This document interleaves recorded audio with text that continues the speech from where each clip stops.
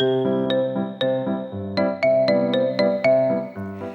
语文千万字，逐工要和大家做伙来捌一日。天气一个寒，真侪人鼻仔开会过敏。今仔日要甲大家小解这一日，咱做伙来看到这日就是敏，过敏的敏。这个敏本来意思是讲一个人真聪明、真通达，或者是讲真紧、真猛。像人咧讲敏捷，就是骹手真溜利。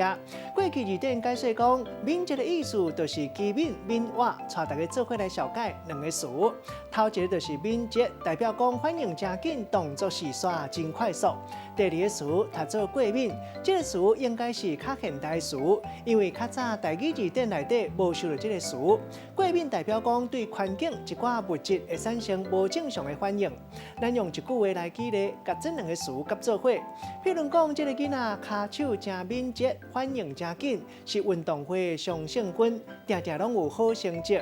也毋过伊上惊反天气，伊若过敏，安尼就影响到伊的成绩。今仔日小解这一日敏提供予大家参考。